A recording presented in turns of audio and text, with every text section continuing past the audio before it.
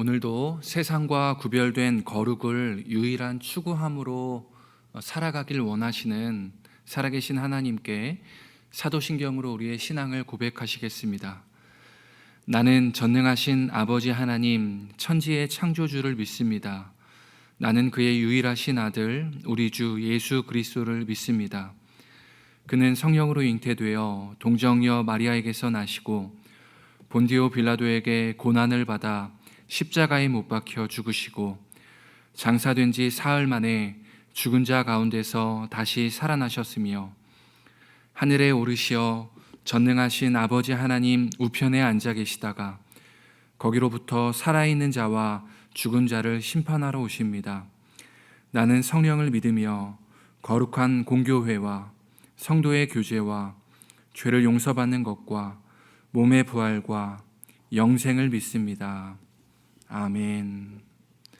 다 함께 찬송가 272장을 부르시겠습니다.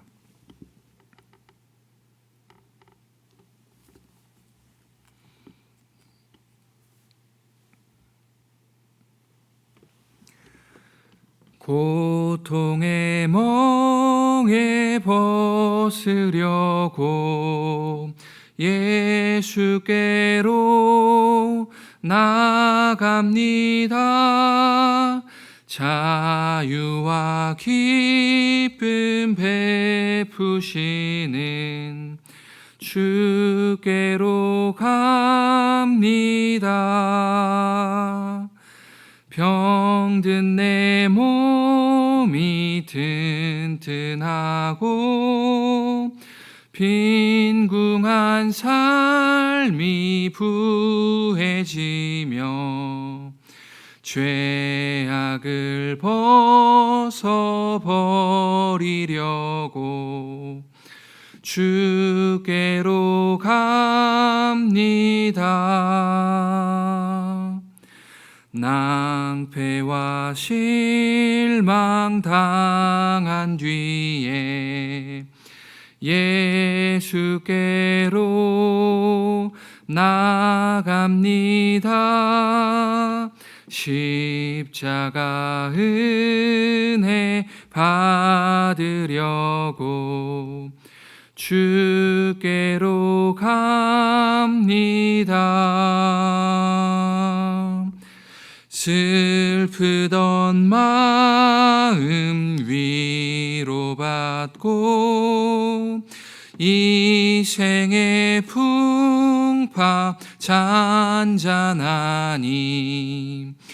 영광의 찬송 부르려고 주께로 갑니다. 교만한 마음을 내버리고 예수께로 나갑니다. 복되신 말씀 따르려고 주께로 갑니다.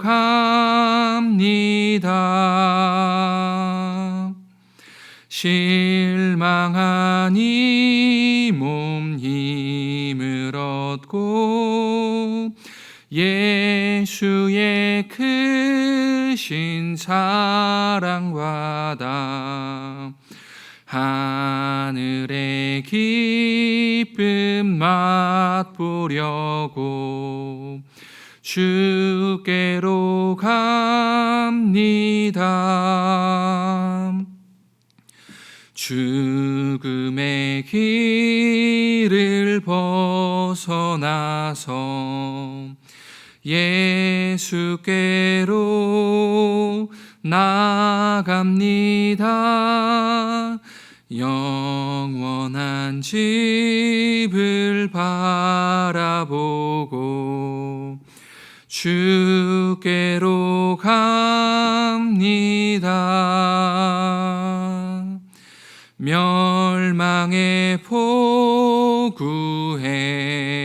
나와 평화의 나라 다다라서 영광의 주를 배우려고 주께로 갑니다. 아멘. 오늘 우리에게 주시는 하나님 말씀은 예레미야애가 1장 12절에서 17절까지의 말씀입니다. 구약 성경 1144면에 있습니다.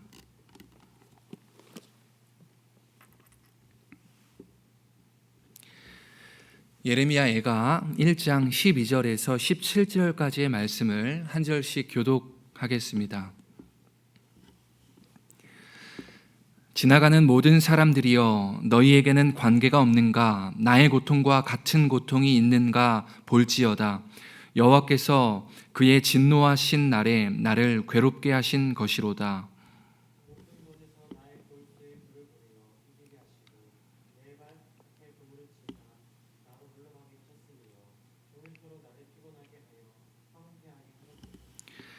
내 죄악의 멍에를 그의 손으로 묶고 얽어 내 목에 올리사 내 힘을 피곤하게 하셨으며 내가 감당할 수 없는 자의 손에 주께서 나를 넘기셨도다.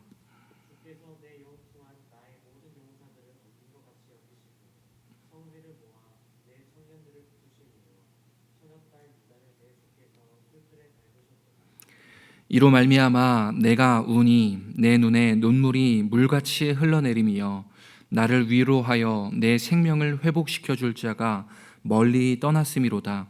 원수들이 이김에 내 자녀들이 외롭도다.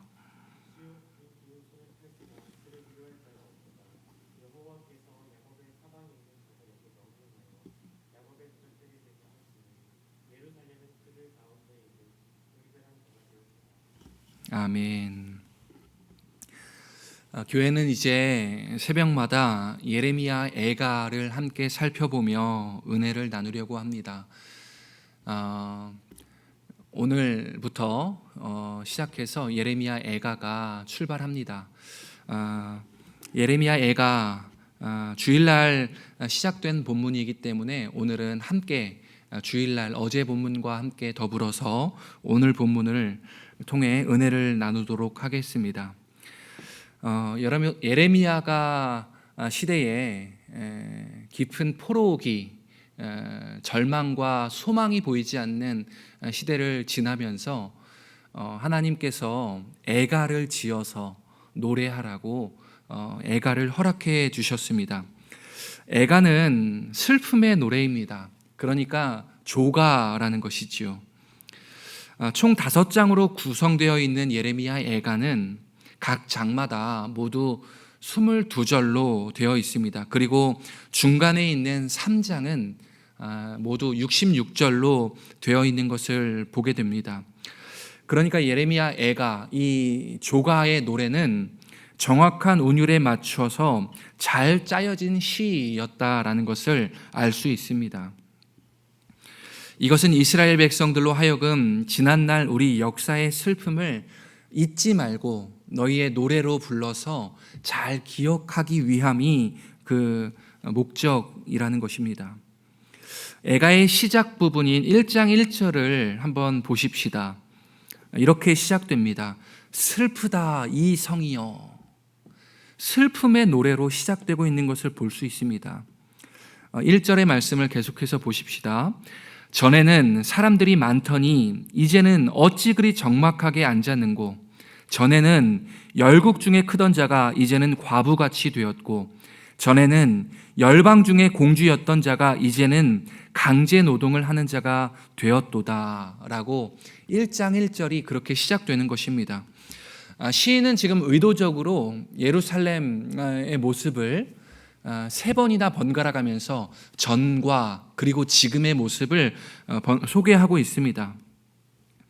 예루살렘에서 전의 모습은 사람들이 많이 붐비는 모습이었습니다. 그러나 지금은 적막한 도시가 되었다라는 것입니다. 전에는 모든 나라 중에 위세를 떨치고 있었던 나라가 이제는 과부와 같은 부끄러움과 수치를 면치 못하는 국가가 되었다라는 것입니다. 전에는 열방 중에 공주와 같았던 그 예루살렘이 이제는 강제 노동을 하는 자가 되었다라고 이야기하는 것입니다. 5절도 함께 보실까요? 5절의 말씀입니다. 그의 대적들이 머리가 되고 그의 원수들이 형통함은 그의 죄가 많음으로 여호와께서 그를 곤고하게 하셨음이라. 어린 자녀들이 대적에게 사로잡혔도다. 여러분, 지금 예루살렘의 상황을 머릿속으로 한번 그려보시겠습니까? 대적들이 그들의 머리가 되었다라고 합니다. 어린 자녀들이 원수의 손에 사로잡혀 갔다라고 얘기합니다. 그리고 나서 6절의 시작이 중요한데요. 이렇게 말합니다. 딸 시온의 모든 영광이 떠나갔도다. 예루살렘에 있었던 그 시온의 영광, 그 영광, 하나님의 임재가 떠나갔음을 슬퍼하고 있는 것입니다. 그렇다면 우리는 1장을 살펴보면서 질문해 봐야 합니다. 하나님의 선택된 백성이 거주하던 예루살렘, 하나님을 향해 아름다운 예배가 울려 퍼지고 있었던 바로 그 예루살렘에서 대체 왜 이런 수치와 부끄러움을 면치 못하는 이 상황이 허락된 것일까요? 왜 원수의 대적이 예루살렘에 살아가는 그 백성들의 머리를 휘어잡고 또 지배하고 어린 자녀들이 대적에게 사로잡혀가는 일이 대체 왜 이런 일이 일어난 것입니까? 8절에서 그 해답을 찾을 수 있습니다. 8절은 이렇게 말합니다. 예루살렘이 크게 범죄함으로 조소거리가 되었다, 웃음거리가 되었다, 수치거리가 되었다라고 분명히 말하고 있는 것입니다. 수치와 부끄러움을 알지 못하는 백성이 되어버립니다. 9절의 표현을 보십시오. 더러운 것이 그의 옷깃에 묻었으나 그의 나중을 생각하지 않았다라고 기록하고 있는 것입니다. 예루살렘의 범죄가 처음에는 이렇게 크지 않았습니다. 이렇게 아무런 감흥도 없는 범죄를 계속해서 저지르는 백성들이 아니었다란 말입니다. 그런데 하나의 범죄가 두 개를 불러오고 두 개의 범죄가 세 개를 불러오고 있는 모습, 그러니까 이제는 더 이상 범죄가 마음에 양심에 찔림이 없는 상태가 되어버렸다라는 것입니다. 더러운 것이 그의 옷깃에 묻었으나 아무런 부끄러움이나 잘못된 것을 느끼지 못하는 백성들이 되어버린 것입니다. 여러분, 새가 내 머리 위에 지나가는 것은 막을 수 없습니다. 그러나 내 머리 위에 새 집을 짓는 것은 막을 수 있다라는 것입니다. 종교개혁가 루터가 이렇게 말한 것입니다. 무슨 의미입니까? 새가 내 머리 위에 집을 짓고 살도록 하는 것은 내가 허용했기 때문에, 내가 새가 머리 위에 집을 짓도록 내가 허용했기 때문에 그렇게 새 집이 지어지고 있다는 것입니다. 일상을 살아가다가 죄악의 더러운 것이 내 옷깃에 묻을 수는 있습니다. 어쩔 수 없는 상황들도 많이 있지요. 그러나 그것을 계속 묻히고 다니는 것은 다른 이야기라는 것입니다. 내 더러운 것을, 죄악의 더러운 것을 내 옷깃에 계속해서 묻히고 다니는 것은 내가 그 죄악을 허용했다라는 것입니다. 내가 죄악을 허용했기 때문에 여전히 죄악의 더러운 것이 내 삶에 묻혀 다니고 있는 것입니다. 죄악과 더불어 살아가는 모습, 죄악과 함께 살아가는 예루살렘의 모습, 바로 이 모습이 오늘 우리의 모습은 아닌가 돌아보아야 하는 것입니다. 여러분, 예레미야와 함께 동시대를 살았던 선지자 에스겔이 있습니다. 에스겔 8장에서는 에스겔에게 하나님께서 보여주신 환상의 장면이 소개됩니다. 어느 날 여호와께서 환상 중에 에스겔을 데리고 예루살렘 성전 거룩한 곳으로 데려가서 보여주시는 장면이 있었습니다. 그 장면이 에스겔 8장에 소개되고 있는데요. 예루살렘 성전 그 거룩한 곳 안에 하나님을 예배하고 하나님의 임재와 영광으로 가득 차야 하는 그 예루살렘 성전 안에 바로 아세라 목상이 세워져 있는 장면을 에스겔에게 환상을 통해 보여주는 것입니다. 끝이 아닙니다. 이어서 에스겔을 데리고 성전 뜰로 나갑니다. 그리고 성전 뜰에 설치되어 있는 담벼락을 보게 되는데요, 담벼락을 헐어버리고 라고 말씀하십니다.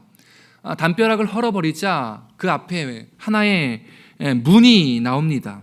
그 문을 열고 들어가라고 말씀하십니다. 그리고 그 안을 보라고 말씀하십니다. 에스겔은 그 문을 열고 그 안을 들여다 보았습니다.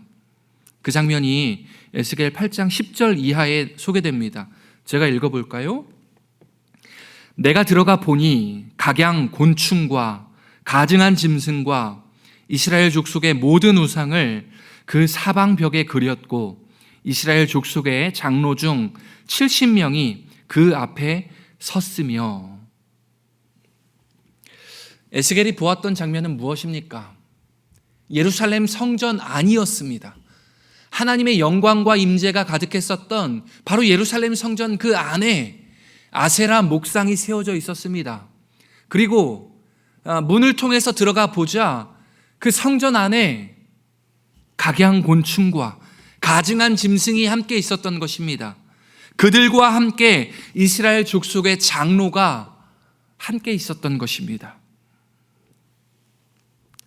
온갖 가증한 우상과 더불어 이스라엘의 장로들이 예루살렘 성전 안에서 함께 예배하고 있는 모습이 에스겔에게 보여준 환상의 모습이었습니다.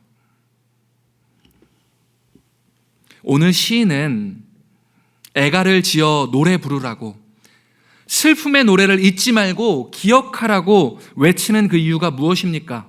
그것은 바로 예루살렘 성전 안에서 이루어졌던 그 백성들의 믿음이 있다라고 하는 그 백성들의 변질된 모습 때문에, 예루살렘 성전 안에 우상과 더불어 함께 예배하고 있는 그들의 변질된 믿음 때문에 애가를 지어 부르라고 명령하는 것입니다.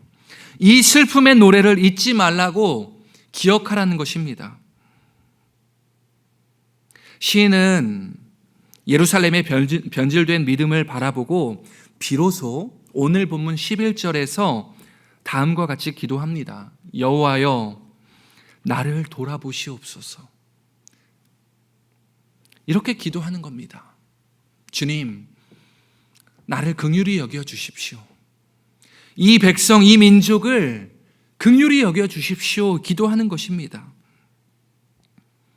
함께 이렇게 기도하는 성도님들 되시기를 바랍니다.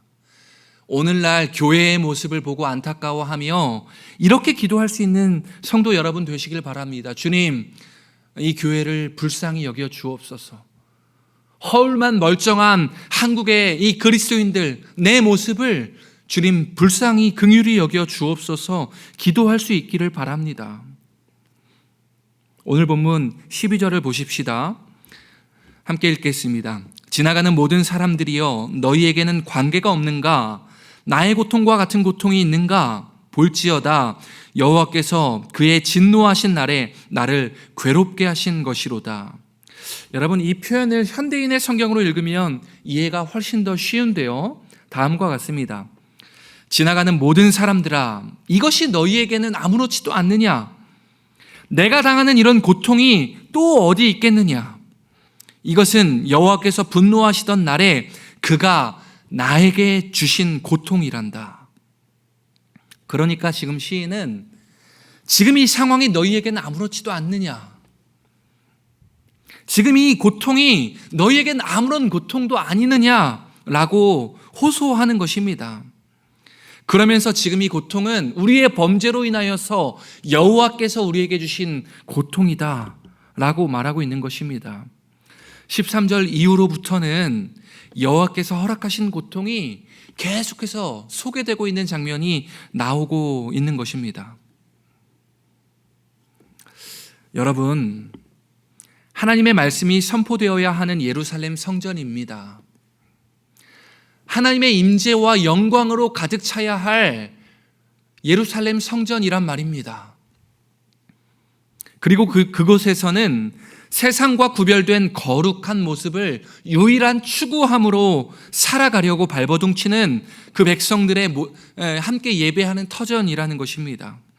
그런데 예루살렘 성전에서 이스라엘 백성들의 모습은 어떠했습니까? 이방 민족의 문화와 섞여서 이방 종교와 어울려 함께 뒤섞여 함께 혼합되어 살아가는 모습을 지금 예레미야 애가는 기억하라며 성경을 써 내려가고 있습니다. 이 모습을 바라보고 슬퍼하고 애통하라고, 지금의 너희의 모습을 수치와 부끄러움으로 기억하라고 우리에게 애가를 주시는 것입니다. 혹시 오늘 우리의 모습은 어떠합니까? 거룩한 성전이 되어 세상 속에 살아가야 할 내 삶의 모습은 어떠합니까?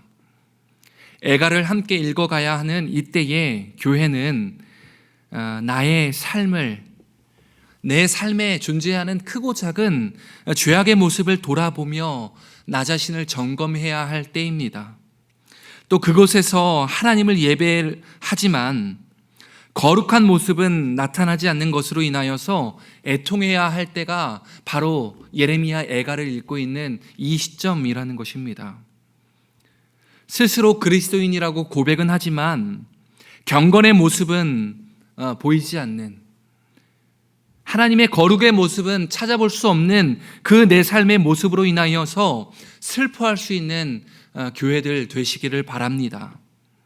애가를 읽어가는 이때는 하나님 앞에 진리를 따르는 교회의 모습이 아니라 종교로 전락해버린 교회의 모습으로 인하여서 눈물을 흘려야 할 시간이라는 것입니다. 예레미야 22장 21절의 말씀을 끝으로 오늘 말씀을 마무리하겠습니다.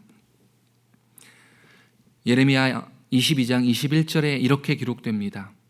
너희가 안전할 때에 내가 너희에게 경고하였으나 너희는 내가 듣지 않겠습니다 하였다. 너희는 어렸을 때부터 나에게 순종하지 않는 것이 습관화되어 있었다.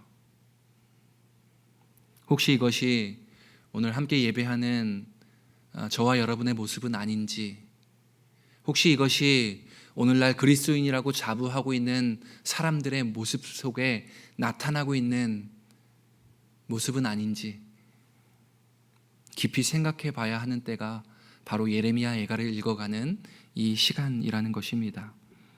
함께 기도하겠습니다. 사랑하는 주님, 예레미야 애가를 읽어가는 구별된 시간을 허락해 주셔서 감사드립니다. 예루살렘, 그 거룩한 성전에서 예배하던 이스라엘 백성들이 그러했던 것처럼 우리는 구원을 확신하고 스스로 안전하다고 생각하고 있지는 않은지요. 우리는 영원한 천국을 너무 당연히 나의 소유로 삼고 있진 않은지요. 예레미야를 읽어가는 이때에 우리 영혼의 실체를 보게 되는 은혜가 있게 하여 주옵소서. 우리 영혼 깊은 곳에 심각한 경종을 울리게 하옵소서. 그리하여 아무런 경건의 능력도 거룩의 행함도 없는 그리스도인들로 하여금 애통의 눈물을 흘리게 하옵소서. 예수님의 이름으로 기도합니다. 아멘. 하늘에 계신 우리 아버지의 이름을 거룩하게 하시며 아버지의 나라가 오게 하시며 아버지의 뜻이 하늘에서와 같이 땅에서도 이루어지게 하소서. 오늘 우리에게 일용할 양식을 주시고 우리가 우리에게 잘못한 사람을 용서하여 준 것 같이 우리 죄를 용서하여 주시고 우리를 시험에 빠지지 않게 하시고 악에서 구하소서. 나라와 권능과 영광이 영원히 아버지의 것입니다. 아멘. 말씀을 생각하며 함께 기도합니다. 예레미야 애가를 읽어가는 시간은 내 경건을 다시 돌아보는 시간입니다. 혹시 우리는 아무런 구원의 확신을 스스로 생각하고 있진 않은지요? 영원한 천국을 너무 당연한 소유로 삼고 있지 않은지요?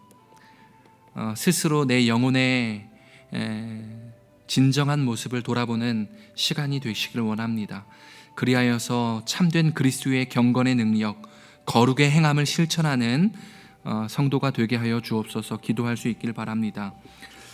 오늘 월요일은 구미교회의 비전을 위하여 기도하는 시간입니다.